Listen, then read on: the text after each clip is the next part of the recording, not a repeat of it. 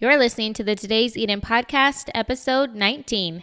This is where the struggles are real, the callings are heavy, the kids are sticky. We come together because it takes a village, and this is your tribe.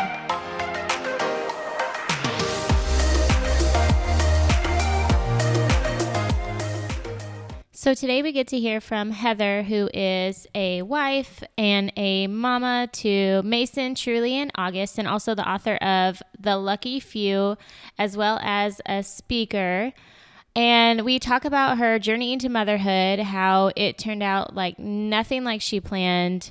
Also about adoption, Down syndrome, and how she would change society's view of Down syndrome, and also how us as quote-unquote outsiders can pursue mamas and friends of our children that have Down syndrome. I love following Heather on Instagram and how she embraces the mess of motherhood. I'm so excited for you guys to hear what she has to say. Let's get to the episode. So thank you, Heather, so much for coming on. I'm really excited to share or to have you share your story and also talk about your book, The Lucky Few. I read it in Barnes & Noble, literally cover to cover. Didn't even like get a chance to walk out with it. I read it in there, and I had to talk myself. I had to talk myself through it because there were times where I would get emotional. I'm like, okay, Ashley, like you can't cry in the Barnes and Noble by yourself. But That's so funny. I love it. That's so funny. That's the first I've heard of that. I've heard of people have sent me messages like I was in an airplane.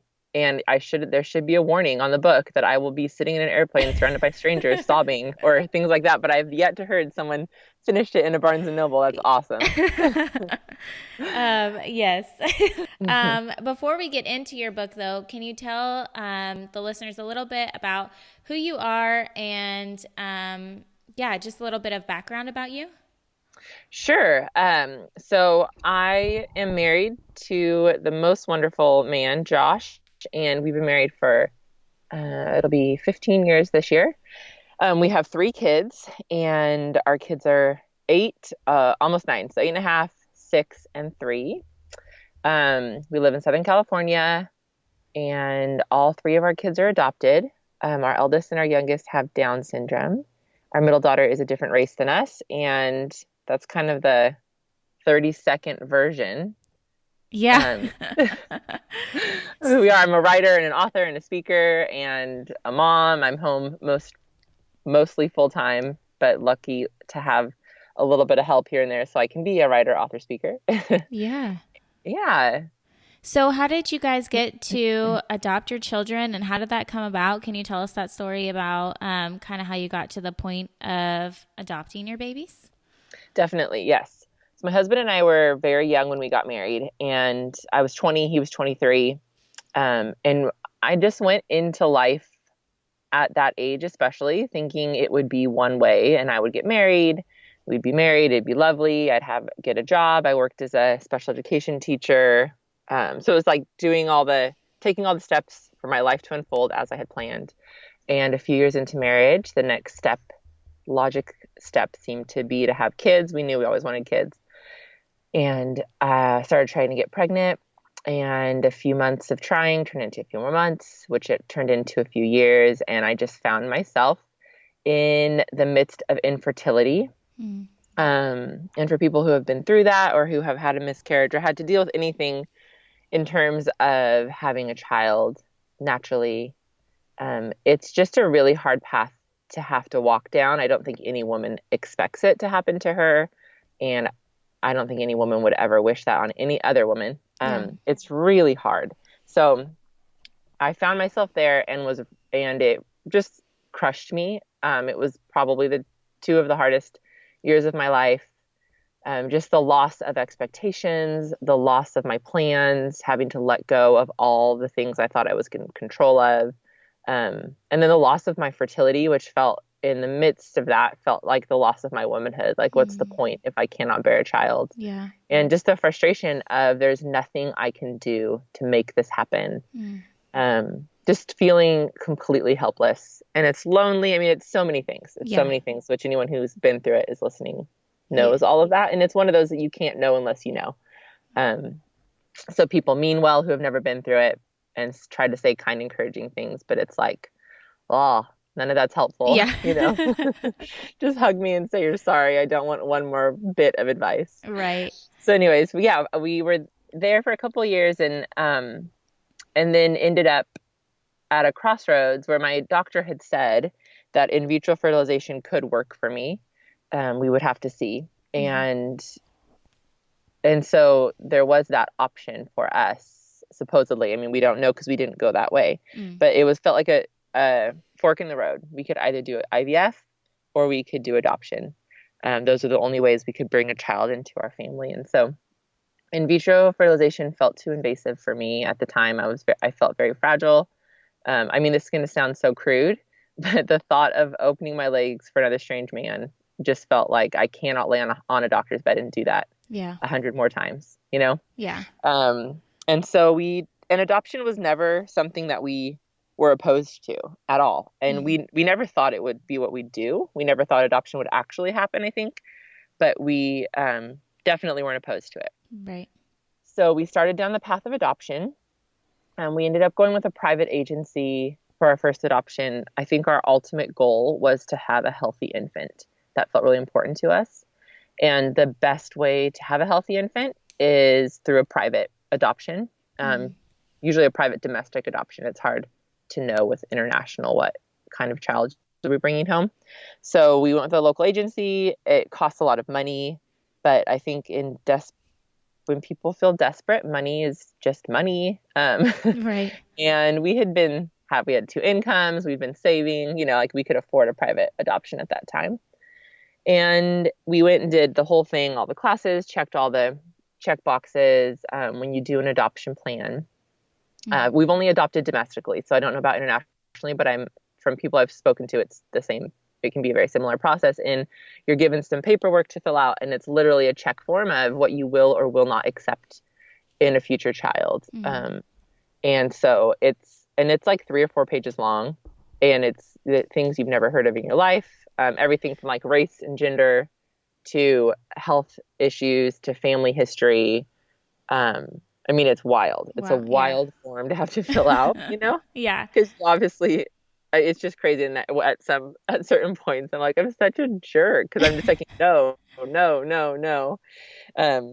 Which is easy to do on paper, but when it's a real live human being, it changes the story. So on our way to healthy infant, long story short, well, it's still going to be long. We we get an email from our social worker, like as we're an official waiting family, letting us know that there had been a couple of babies with Down syndrome placed in the agency. And she wasn't telling us to offer these babies to us because she knew we were close to that. She was just letting us know. I had asked, like, how are things going? So she was kind of just giving me an update on what was happening in the agency. And instantly God did something in my heart. And I think I can look back now and know that I was going to adopt one of those babies. But it took months to actually say yes. So it was a long journey, and it was just like a roller coaster, lots of ups and downs, and thinking we are absolute fools to be pursuing this child. Who the heck says yes to this if you don't have to? Yeah. We could wait, and probably the next week or the next month, we would get a phone call for the healthy baby we had been desiring. But God just did a work in our hearts, and we just, through lots of prayer and tears and like shaking my fist at God, we just recognized that no was never the answer. And so the only alternative was yes. And in the midst of that, we had found out that this little girl who has Down syndrome was really sick. And so she had a congenital heart defect that would require open heart surgery. She was on lots of medications. She had an incurable lung disease called pulmonary hypertension that required her to be on oxygen 24/7. There's nothing besides treating it. There's no cure. There's no way to know if she'll live with it forever, if it'll significantly shorten her life, if she'll ever grow out of it. So it was a big risk, but we just knew that she was our girl. And so we said yes, and brought her home on October 29th, 2008. She was 3 months old, and she just rocked our world in all the best ways. She's incredible. She's absolutely incredible. And we just felt like as soon as she entered our lives, it was like God's floodgates of favor opened up on us. And I don't think it's because we said yes to her. I think had we said no, that there still would have been favor and grace and goodness, but that this was absolutely the best thing we could have done for Yeah. our family and in our lives. So she entered our lives, and it was so good. It was so sweet getting to be a mom for the first time, and oxygen and medication and all these things make life tricky, but it was all we knew. I didn't Yeah. have another kid, and this was our normal, and it was our only kid, and I was able to stay home full time. So everything felt, even though it was so much, Right. it felt normal and felt like we could manage it, you know? Yeah. So I Yeah. wanted to kind of like rewind a little bit and go back to when you guys found out that having a baby was going to be a difficult process, and kind of dig into your mind and your thoughts then, and how did you cope with the idea of, like you said, you felt like you had lost your womanhood. So Mhm. how did you move on from that? How did you like heal from that? Yeah. I feel like the thing that was the most helpful in my healing journey was time. Mm. It was there. It just was like a season of such deep pain and loss that the only thing to do was wake up in the morning, get out of bed, start my day, and Yeah. the pain and the loss were there constantly, just hovering above my head or like deep in my gut. And I, excuse me, it just took time. It was time and taking steps down a path towards a child. I mean, the thing about it was, yes, I thought I wanted to have a child naturally, but my heart's desire was to be a mom. Yeah. And motherhood has nothing to do with DNA Mm-hmm. and sharing the same blood and facial features and those things that I had held on to so tightly. So I had to learn that as I adopted children. But the thing about that healing process was just letting time um, work on me and heal me, and trusting God and knowing that He has my best in mind. Understanding that my ability to bear a child naturally does not change who He is. His goodness and His bigness and His love for me do not hinge on whether or not I can have a child naturally. Yeah. So those are just truths that I had to hold on to. And it was like logic a lot of the times of having to go back to hold tight to the truth of this, and let time heal rather than like focusing on the emotion, like getting lost in the emotional Yeah. piece of it. And trust me, I got lost in the emotional piece of it plenty of times. Right.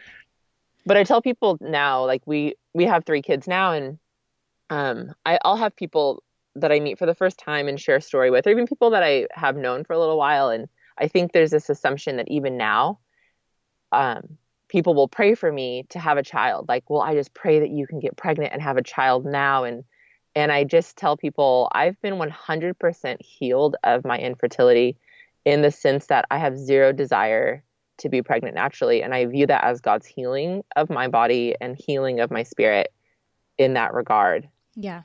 Yeah. It's really empowering. And I know it is a struggle, like to battle your emotions over what you know to be the truth, and that mind Mm-hmm. battle to constantly be like super overwhelmed with emotion, but then trying to remind yourself in the moment that, this is what I know, this is what's true, but you're just, that's so hard. I do that with like the Yeah. littlest things. So I can't imagine, I can't imagine any, with bigger things. And that's kind of why part of the reason after I read your book, not only was I so like moved by it and just being a person of like, I guess you would, an outsider, if you will, just trying to understand. I think we should all understand each other better, whether it's this kind of situation or like, multicultural families or, Mm-hmm. anything, just so we can be a better community for each other.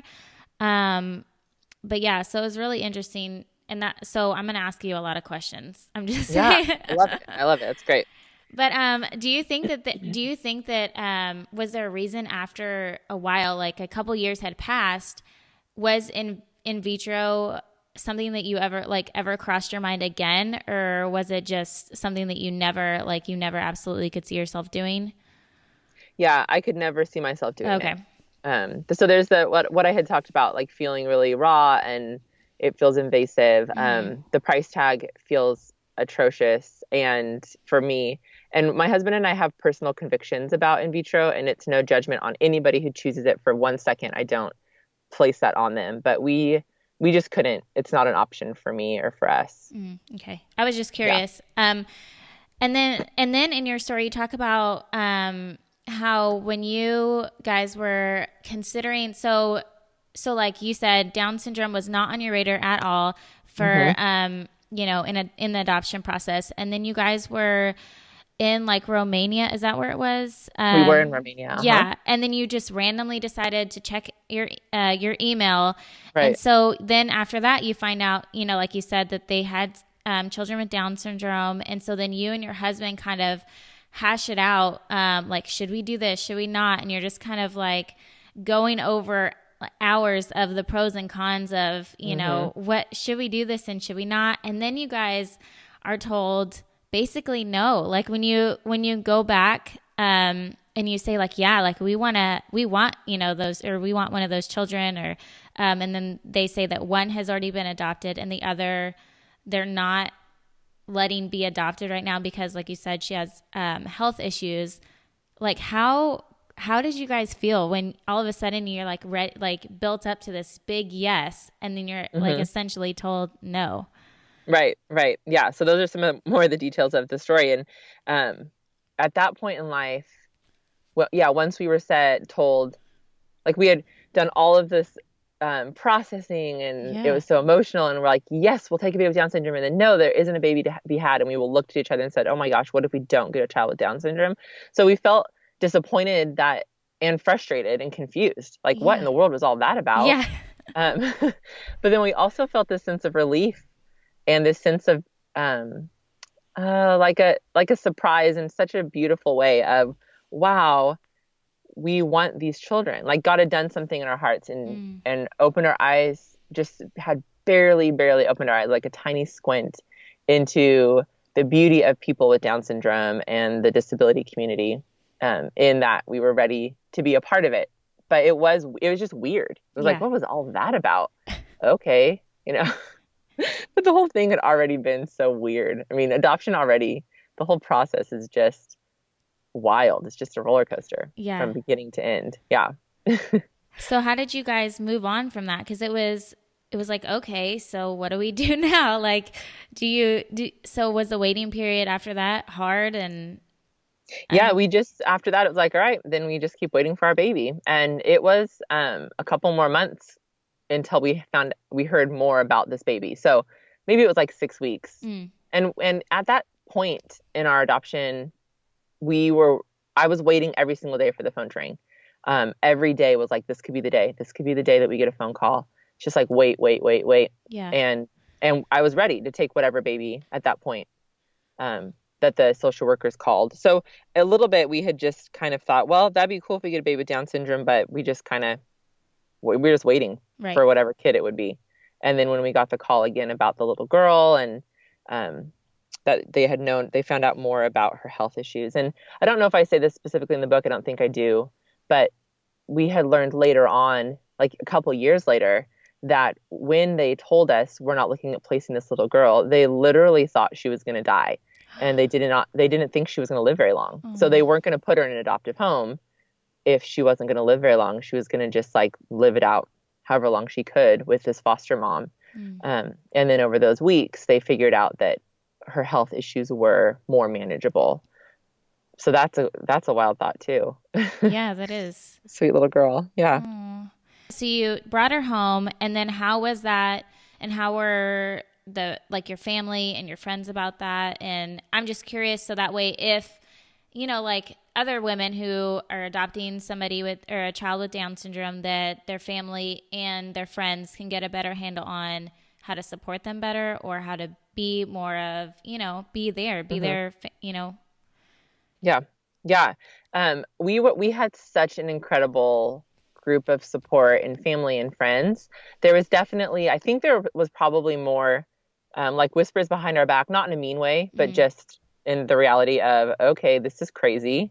Mm-hmm. There was a conversation I had with my mom that was my mom knows that my heart just bleeds for the underdog and has since they can remember, since I can remember. And so there was definitely more a sense from her of like I'm her kid and she wants to protect me. Mm-hmm. And she's just saying you don't need to rescue this child. Like, what are you doing? You don't need to be the rescuer. And I just had to say to her, look, Mom, you raised me to be a strong woman in the Lord, and you have to trust that I have a good head on my shoulders, and you have to trust that Josh and I are not going into this blindly or flippantly, that we Mm-hmm. understand the heaviness of this decision. And she was like, you're right. And I think from that conversation on, it was 100% support. I think people knew that Josh and I are not just going into it lighthearted. Mm. They Yeah. had walked with us through the infertility into the adoption. And so we had just like teams of people praying for us and understanding that we were stepping into what God was calling us to. So you can't really argue with that if if like you believe in God and believe in his plans. Right. So we had such a good support system, and I'm so thankful. But you know what? I have friends. I have a good friend right now. A couple years ago, she adopted a little girl with Down syndrome who has a million medical issues, and she has some family members who have straight up said and still say, like, what are you doing? This is Mm-hmm. ridiculous. You should not do this. Why in the world did you do this? And won't support her at all. And I mean, there's the adoption piece and the special needs piece. And so the reality is if someone close to you is adopting a child with a disability and you find it confusing, it's fine to have conversations and ask questions. But if you're not going to be supportive, then you're not going to be in that person's life. Yeah. And that's the decision you have to make, you know? Yeah.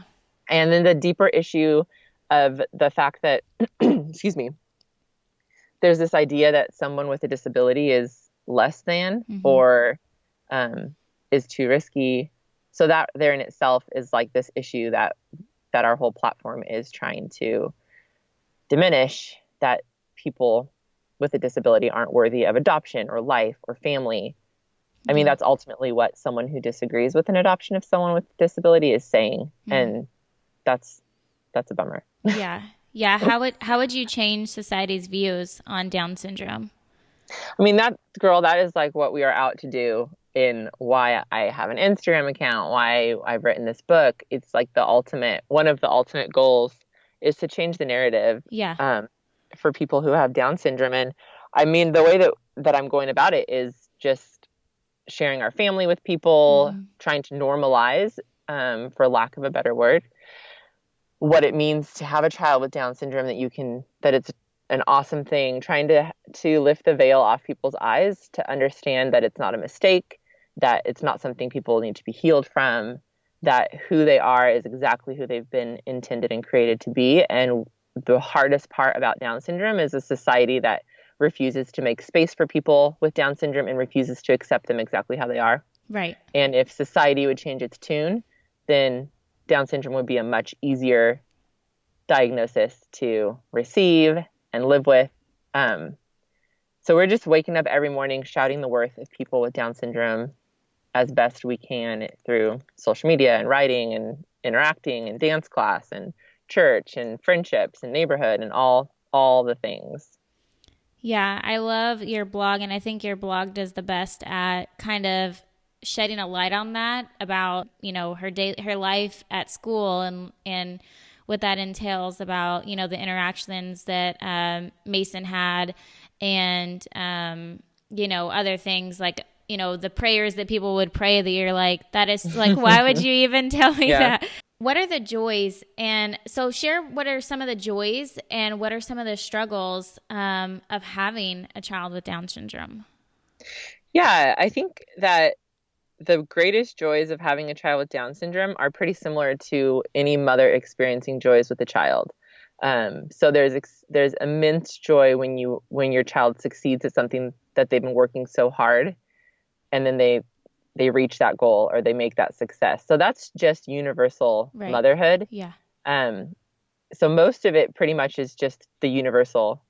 However, the thing with that I've been experiencing with our daughter Mason and our son August, who also has Down syndrome, is a lot of milestones or goals that that should be accomplished that we're working hard towards take a little bit longer, require so much more energy from them and bravery. And so when they do accomplish something they've been trying so hard to accomplish or reach a goal, there is just a sense of awe and wonder and just a celebration that isn't happening with our typical daughter. Yeah.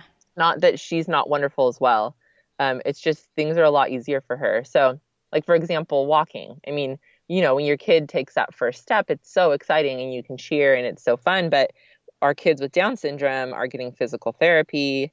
And Mason was almost 3 years old before she took her first step, and she had walked with a walker. And so it's like all these things where when she takes that first step, it is like a front row seat to magic. And we are all just weeping and cheering and celebrating. And so it's the same with like monkey bars and writing and reading and all these things that we're watching her do. That's such a cool part of having a kid with Down syndrome for me, getting to watch that happen. Yeah. So yeah, the joys are just pretty similar to joys of being a parent. And then the struggle, like I said, the biggest struggle with having a child with Down syndrome is society. That is the greatest struggle. It's not my kid who needs the physical therapy or the occupational therapy. Those things, that's not the struggle. The struggle is that every day when my kids step out our front door, they're stepping into a world that does not see their worth. They're stepping into a world that does not know how to interact or how to best serve or how to learn from people who have Down syndrome. And so that's the greatest struggle. So how can we support moms with children with Down syndrome? How can we create those spaces, and whether it's with us personally as moms or even with our kids? What's your insight on that? Yeah. I think that the greatest way to change the world is with relationships. And it's like a one person at a time kind of a thing. So a relationship's important because once you're in a relationship with somebody, their story becomes personal and it's not just like from afar. So the greatest thing that people can do is to create relationships with people who have Down syndrome. So that means proximity. The best way to do that, I think, is schools. And not everybody's going to have a child with Down syndrome at their school. Right. But then I think that that's a good like wake up call. Where are the kids with Down syndrome? Yeah. Where are the people with Down syndrome? Because they're out there, And then that's more work for sure, but definitely worth it to figure out what's going on and then to somehow get in those relationships. So school's the easiest way to do that. Talk to the mom, set up play dates, be intentional, and go into a play date like you would any other play date. And then when your kid asks questions, answer as best you can.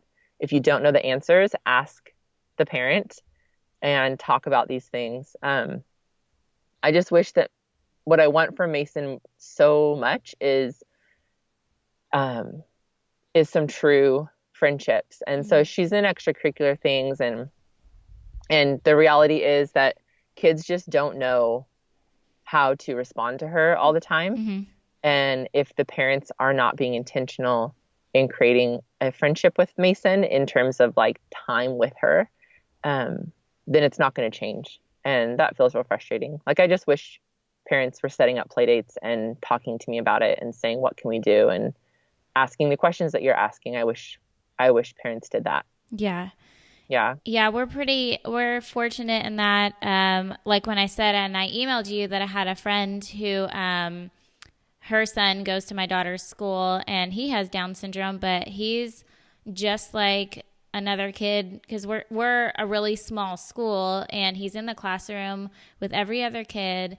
And I feel like for my daughter, it's a little bit easier. And for my son is because, when we have a play date, we just put it on our little school Facebook group when we say, hey, like we're meeting at the park after school if anybody wants to come.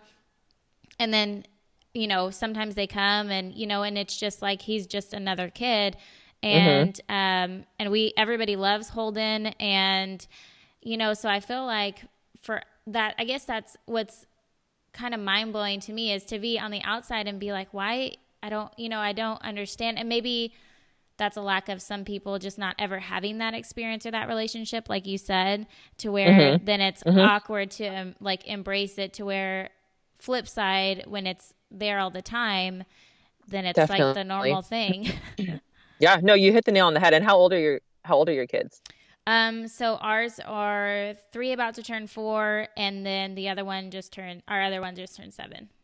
Okay. Yeah. So, I mean, if people, I think the school system really could be a game changer. I know it could Yeah. in society as a whole, because if you have a kid with Down syndrome or some kind of a different ability, or in a wheelchair or cerebral palsy or deaf, or I mean, all the different things that as adults we encounter and we're like, what do we do? Mm-hmm. If you start your school days with children who are like that in your classrooms, and maybe initially you think like a 5-year-old might think this feels uncomfortable, but then 5-year-olds are the best, Yeah. like they adjust and they're gracious. And if that's the norm, like it sounds like it is for your kids, then it's a non-issue. It's the norm. Yeah. And as they get older and maybe there's greater differences, and abilities, like the gap with ability and difference Mm-hmm. gets bigger and bigger as kids get older. But by then you've got a relationship. And so um,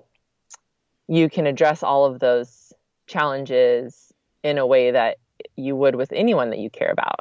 Yeah. So yeah, it's key. Early relationships really is such a key. So how would you want another mom to engage with you, just like at the school? So like you're not just this going in and out with no interaction because, people feel like it's awkward. Like what would you tell that mom who sort of wants to like talk to you or ask you questions but feels awkward about it? Um, I think that it's good for parents to realize that right now, Mm-hmm. and this is, I have to also say first that it's so different for everybody. This is my experience. Okay. That right now I feel like I'm shouldering all of everything that it takes for Mason, for our eldest daughter, and our son to have good, intimate, real friendships. Mm-hmm. That's all on my shoulders, and that Mm-hmm. feels really unfair. Yeah. So the reason that she does have the friends that she has is because I've initiated play dates. I'm talking to the parents. So I feel like that in itself feels awkward, even if the kid doesn't have Down syndrome. Right. To start a new friendship with somebody takes time and energy and stepping into like an initial awkward conversation. So I just encourage parents to know, like I wish all the parents at Macy's school knew how desperately I would love for them to be the ones making the friendships work Mm. and initiating friendship. Because we're the only ones who have initiated, and the people we've initiated with, I also understand that starting young, you can't be friends with everybody. So kids are drawn to certain people, and we all have a handful of close friends. And I get that, but I'm still of those people who love Macy and Macy loves them. Mm-hmm. I am the one making that happen. So I just encourage parents to kind of get over the fact that it feels awkward Mm. and approach it just as you would any other friendship, and just say, like, if you have a kid in your school who has Down syndrome or different ability, and your child is showing any kind of affection towards that kid, then just make it happen. Meet at the park on a Friday, go out for frozen yogurt, whatever it might look like. You just have to do it. Take that step. There's not really any other magic to it. Yeah. Yeah. And I think it's so hard too, because in general, women have a hard time making friends with each other because, Hmm. like social media, we have it. And so we feel like, oh, like we're sort of connecting, but everybody is still kind of lacking in that connection. And then, we want it, but then we're too scared to ask for it, kind of thing, to where Hmm. it's like, Yeah. God, if we just, got over it and interacted with each other, we would be a whole lot better. And our lives would be more fulfilled. I just feel like, anyways, that's a whole nother tangent, but I know, right? Yeah. But another thing that I wanted to bring up, which I thought was kind of ironic, is that when you guys adopted your second daughter, Truly, which I love that name, Thank you. that like, she is like your quote unquote like normal, healthy child. Hmm. But the funny thing to me, and maybe not to you, but was that kind of it was more difficult for you to kind of let her into your heart, kind of raise her, parent her. Hmm. And so I was just like, oh my gosh, like how ironic is that this whole time you kind of had this idea of, I want this perfect child, this healthy, if it's just Hmm. looks like you and me and it's healthy and it's, all these XYZ things, that it Hmm. would be like this perfect scenario. And then when you sort of get that, it's actually more difficult for you. Hmm. Yeah, that's really good insight. Yeah, so the story goes on that we do our second adoption and end up getting placed with a little girl who was born in California. She's half Guatemalan, half African American, and we get her as an infant, and she is my heart's desire. She is gorgeous, and I was thrilled, even though it requires a lot more intentionality. I was thrilled to have a child who was outside of my race, to be like an interracial family, felt special. Mm-hmm. And she had health issues, and she's smart, and I mean it's all these things, and she's my hardest kid. And there were so many moments, and still are, but especially in the beginning, where people would be like, man, like literally more than one person and more than one family said to me, if I was guaranteed a Truly, then I would adopt. And my husband and I would be like, oh my gosh, but Mason is so much easier. Like our kid with Down Yeah. syndrome and all the health issues is so much easier. So there's a lot of layers to it. I think the biggest piece is personality, and mamas with multiple kids, Mm-hmm.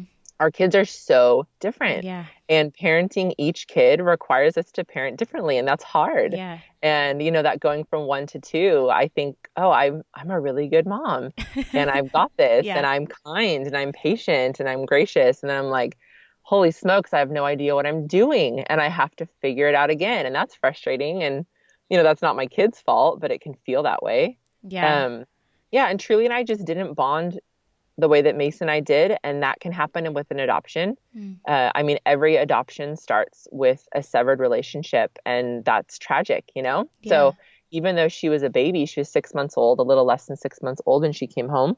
Mm-hmm. That was 9 months in a womb and 6 months outside of the womb, in which she was not my child. And so it can't just be this like magical thing Right. in which she bonds to me. And I mean, there's so many layers to it, girl. But I but know. yeah, it is interesting that Josh and I, my husband and I, will still say like our kids with Down syndrome are so much easier than our typical kid, are so much easier to parent than our typical kid. But I think that's mostly on me and the issues I got to work out in my life Yeah, it's than hard. it's on her.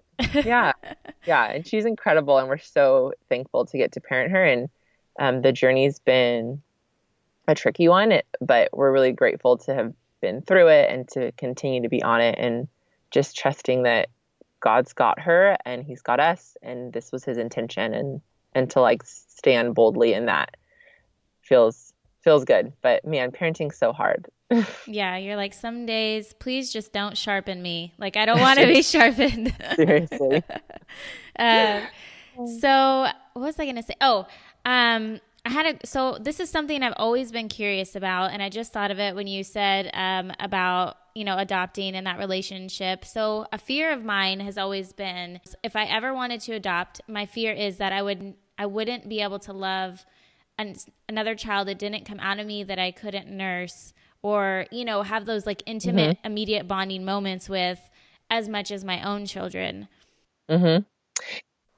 Well, I think that that's a real reality, and Yeah. I think that's a good thing to step into an adoption understanding. Mm-hmm. That's not a guarantee, but it's very real. But adoption shouldn't, it's not about you. And I say you as a Right. generalization. I mean, you could talk If to you me. are You could tell me. sure. But I think that that's the thing that a lot of people miss in adoption. Mm, Adoption is not about you. yeah. It's not about your feelings to be able to love this child a certain way. I mean, maybe there's a place for that, and that, of course, that's important, but that's not the goal. Adoption is about the fact that there are thousands and thousands and thousands of children who want a mom and dad and don't have a mom and dad. Mm. It's about the kid. Adoption is about the kid. Yeah. It's always about the kid. Now, I understand that that is like such a surface thing, that it goes so deep that absolutely there's parents involved and siblings involved and all of that. But I mean, that at the end of the day, you've got all these kids who need families, Yeah. and we have families who are families, that could easily adopt a child. And I think that the important piece is to go in understanding, like what you said, that could be a reality. The one thing, and I write about this in the book, that my middle daughter really has taught me is I think that a lot of times we believe that love is just an emotion, especially with a love between a mother and a child. Yeah. But love is 100% action. Yeah. So the second that you make the decision and take the action to bring a child into your home and to call that child, son or daughter, and to be that child's parent, that is the ultimate act of love. And you will never love that child. There's no way you could love that child less, because you've made that first step in loving 100. I mean, you cannot love more than that. Yeah. You cannot love more than the action of completely dying to yourself for the sake of another. That is love in and of itself. I mean, that was what Jesus did for us. That is love. So I think that you just have to recognize that the emotion is just that. It's an emotion. So I think, I mean, I encourage, I don't know that adoption is for everyone, but taking care of and loving on children who need families is for everyone, and in some capacity. And I think adoption is for more people than it's not, because there's just this need. There's a need for kids to be in homes. And there are a heck of a lot of homes who have room for a kid, Yeah. Yeah, totally. Yeah, you just blew my mind. I'm like, okay, I need to process this now. And I say that like for you and for all the listeners with such grace. Like I get that it is not that easy. I understand that. Yeah. But at the end of the day, that really is what it is. No, yeah, that's totally true. Yeah.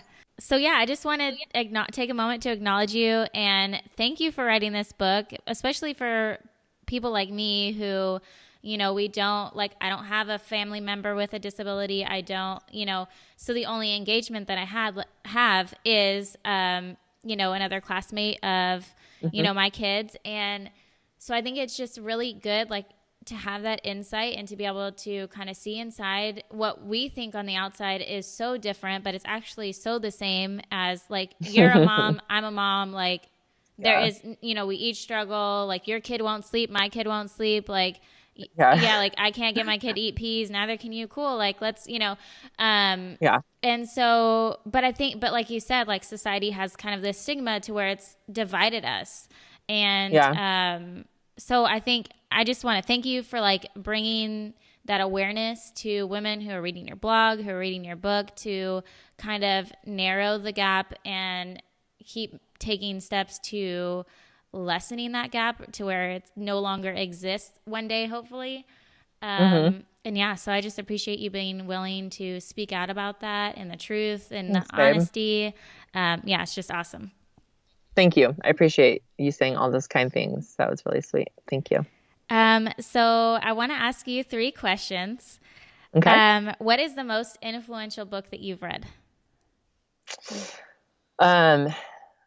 I am an avid reader, so there are so many books that come to mind. But I think actually the book I'm reading right now is Rocking My World, and I'm not finished with it, and I think that it will be my answer in years to come. And it's called Far from the Tree by Andrew Solomon. And it is a look at raising children who have different abilities, or who, fall far from the tree is kind of the idea. So it looks at different categories and what it's like to parent kids who have, there's a whole chapter on Down syndrome, on dwarfism, autism, children who are a product of rape, prodigies, transgender, all these different issues. And so it's been rocking my world because it's opening my eyes to so many different people's Mm-hmm. experiences. So he like talks about the history, currently where we're at. He talks about laws, if it applies to the different ability or the different subcategory, Mm-hmm. and then it's just story after story after story of people's experiences. So it's such a good book. It's a hard read, like it's heavy. Mm. It's easy to read in that Right. it doesn't read like a textbook or anything, but it's so heavy. Like you're gonna be crying every other chapter. Or like you close it. I was reading. I'm a nighttime reader, and I had to stop reading it at night because I couldn't sleep. Oh, It just like haunted me. But I recommend it. Like I think it's a necessary read. I yeah. think it's a game changer. Yeah, Yeah. I mean, we can definitely learn from if everybody would just kind of be willing to hear the stories of everybody and also be willing to share them, then like, oh my gosh, Yeah. what, It's important. yeah, what insight will we have with the like? It's just crazy. Yeah. If you could empower women in one way, what would it be? Um, God, that's such a good question. I think it's important for women to stand firmly with both feet on the ground where they are. Mm, Um, to recognize that where you are in your life is so important, and it's not about what the person to your right and left are doing. It's about what you are doing and what you have the power to do. hmm Um, and that it's not about like getting to be where someone else is. So the comparison thing, to not compare yours, where you are in life, your circumstances, your calling. If you are at home with one kid and that's what you're doing, to stand in that and to do it well. If you are on a stage with an audience of 10,000, to stand in that and to do it well, mm. to stand in your calling and to embrace it fully. Yeah, no shame. The no shame. Yeah, for Um, real. if you could tell your younger self one thing, assuming that she would listen, what would it be? I would tell her just simply, it's going to be okay. I would not even that. I would say your life and your future is going to be better than you could ever imagine. So just hold on tight. Yeah. I needed to hear that. My younger Yeah. self needed to know that. Yeah. Yeah, that's hard. Especially when if you're like me, kind of like to know the plan before the plan happens. 100%. Yes. Yeah. So you're like stressing out about 5 years from now when you can't Yep. even figure out how to get to tomorrow at the same time. Um, Yes. well, is there anything that I didn't ask you that you feel like you would like to share or something that somebody hasn't ever asked you but you wish they had? Oh gosh.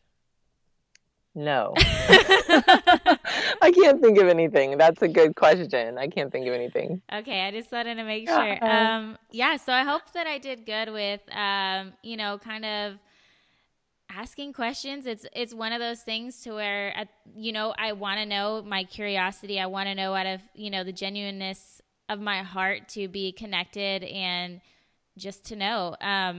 And at the same time, just like in any other situation, you have the fear of like being awkward or offending No, you were somebody. great. It And was so, great. um, but yeah, so how can we follow you? How can we support you? How can we support how can we do all the Yeah, things? yeah. Yeah. So Instagram's our biggest platform Okay. for social media, and we are Macy Makes My Day, Macy Macy Makes My Day on Instagram. You can buy the book, The Lucky Few. It is available at all book retailer outlets, however that's said, and like Amazon, Barnes and Noble. We're actually going to be in Target stores April 18th. Woohoo. So if you have a Target near you, if you could run and buy all the books at Target, that'd be awesome. I'm heatheravis.com and theluckyfewbook.com. Awesome. Yes. And if everybody has to go read your blog. I think, yeah, you're an awesome writer and Thanks, babe. it's good. It's awesome. Your blog is awesome. But I do not suggest reading her book in the store. Don't do it. That's so funny. Yes, take it home and go sit in the bathroom and cry. Yeah. Just kidding. Well, thank you so much for hanging out with me, sharing your story, and I look forward to continuing to watch you guys do life and grow on Instagram and reading your blog. Awesome. Thank you so much. Thanks for having me. I appreciate it. Hey guys, thank you so much for listening to this episode. There was one thing that I wished I had asked Heather that I didn't ask, and that was, what would you say to a pregnant mother who has learned that her child will be born with special needs? So maybe Heather can comment in or leave a post somewhere and give us the answer to that. And I would love to share that with you guys because I really, really want to know what she would say.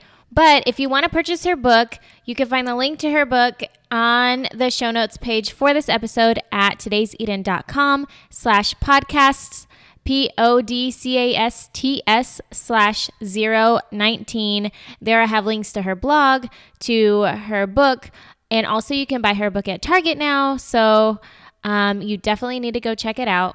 I mentioned a few episodes ago that I was working on a Facebook group for us, and I am still doing that. I don't want to go into it lightly, so I'm taking my time to make sure that I make it right and I do it right the first time. So I will keep you updated on when that is launching.